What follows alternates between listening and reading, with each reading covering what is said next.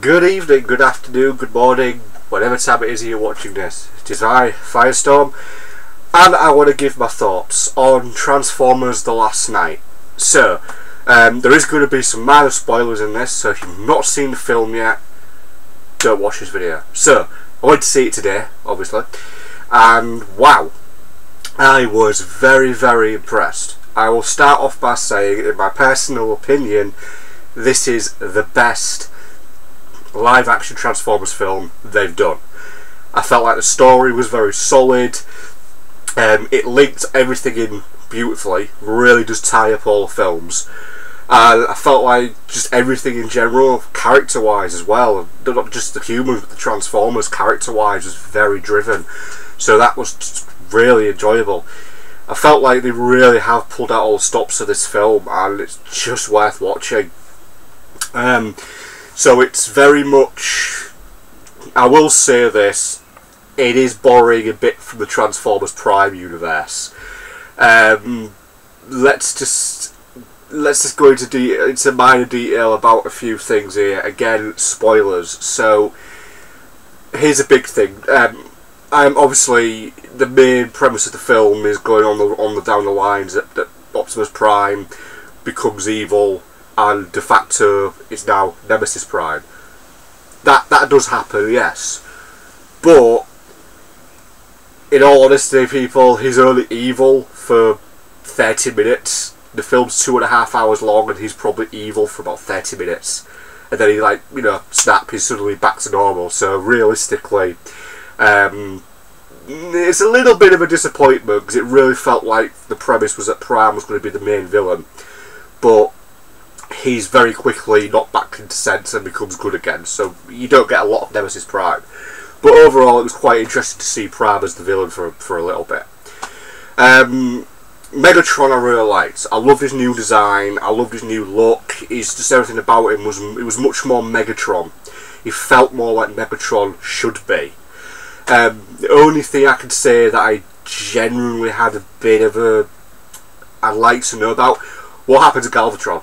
There's no mention of Galvatron in this film. Like, obviously he gets resurrected in Age of Extinction and becomes Galvatron, but in The Last Knight he's just Megatron again. There's no reference to him ever being Galvatron, so I've no idea what happened to that. It just seems to have disappeared. Overall, what they were doing with Quintessa was clever. Not to go into too much detail, but obviously creator of the Cybertronians, so. But it kind of hints that she is definitely a villain. I'm not too sure what's going on with Bumblebee's voice, because it kind of felt like it is there, but it isn't there, but it should be there. So, still not sure what's happening with Bumblebee. Through and through, though, this film was very intense. A lot of you don't know who to trust kind of thing going on. Certainly with the humans, with the human military, there's a lot of kind of who do you really trust with the military kind of thing going on. Obviously, Kane Yeager's back. This time, as I said, spoilers, he's kind of hiding. He's got various sort of bots hiding with him, and they're basically hiding from the government because the government are after them. Kind of, they're still hunting Decepticons and Autobots, even though they're not supposed to be, but they are. As I said, definitely some good stuff going on with Prime. Again, you found out you did find out quite a bit of the history of the Transformers. Short story, they've pretty much been on Earth for probably something like 1,000 years or more. They've been there since the Dark Ages.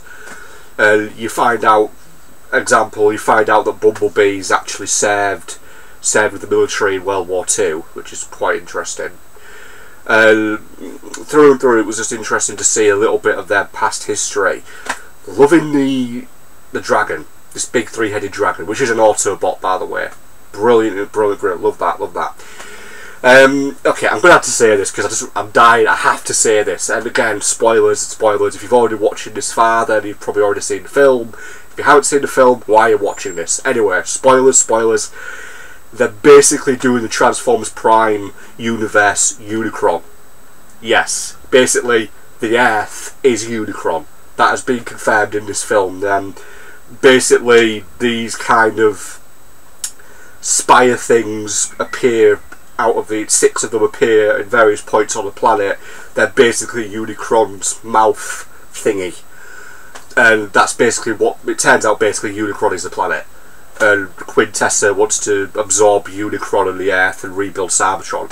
But it makes sense that they're doing Unicron this way, because I generally feel it's the only way they could pull off Unicron in a live-action film. So the way the film is set, it's clearly obvious that the end of the film, it very much sets it up that the next film, the 6th film, will be about Unicron. Very much maybe Autobots, Decepticons have to come together and fight Unicron. I think that's what's going to happen in the 6th film. So yeah, so I'm interested in how that's going to play along and what's going to work with that concept, especially in the live action film. I have to say they definitely focused on the bots more. They had a lot more focus on Autobots, Decepticons. To touch briefly on Cogman, who is this Cybertronian kind of butler, he is referred to as being a headmaster, but you never see him be a headmaster. You know, you see him do a bit of kung fu stuff and, you know, pretty much beat up Cade and beat up another of the Autobot characters. I forget his name now, but he basically he's a bit of a badass. Is Cogman, but he seems to have a bit of a dark past. So I'm kind of hoping we'll get to see more of him in the next film. But it's obvious that, you know, he is referred to as a headmaster, so directly in the film. So I'm hoping we get to see him be a headmaster at some point. Other thing I just want to mention, which very loved it. Starscream makes an appearance. To be fair, Starscream's head makes an appearance. As we all know, Starscream got killed in the 3rd Transformers film, and for some strange reason his head shows up in a junkyard in this film. So yeah, Starscream's head makes an appearance. Through and through, I really think Bay did really well on this film. The only thing I would say that bugged me a bit was the aspect ratios, because it's not all IMAX, so it flipped between ratios quite a lot. Not as much as it did in Age of Extinction, but in The Last Knight there's a bit of ratio change. You don't notice it that much. So through and through, yeah, very good film, very enjoyable. I personally think it is the best live action film that they've done, and I'm genuinely interested in what the plan is for Unicron, because I generally feel that they are going down the Unicron route. Obviously they're not going to have him transform, because that would destroy the Earth, so I'm assuming they'll bury down into the Earth and somehow fight him there. Maybe he'll have some kind of host body or some smaller body, something like that. They'll probably fight him that way. As I said, it's very much borrowing from the Transformers Prime universe, where Unicron is literally the Earth. So, as I said, I understand why they're doing it this way, because for a live-action film it works, and I can see it working.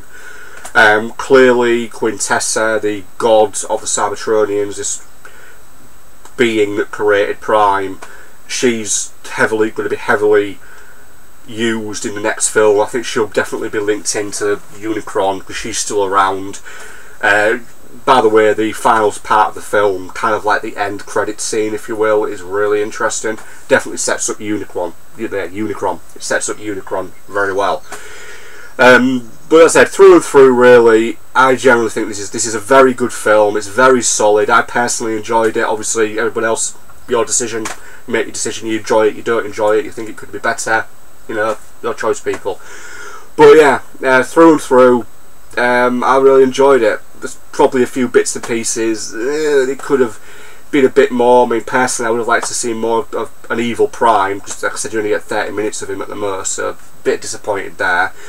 But apart from maybe a little bits and niggles, through and through, as I said, I'm very pleased with it. So that's really a brief review. I'm just going to ramble if I keep up, but anyway, so yeah, Transformers The Last Knight, quick, beautiful, loved it, good film. Looking forward to film 6 and no doubt Unicron. So all good, and peace out everybody. Have a good one.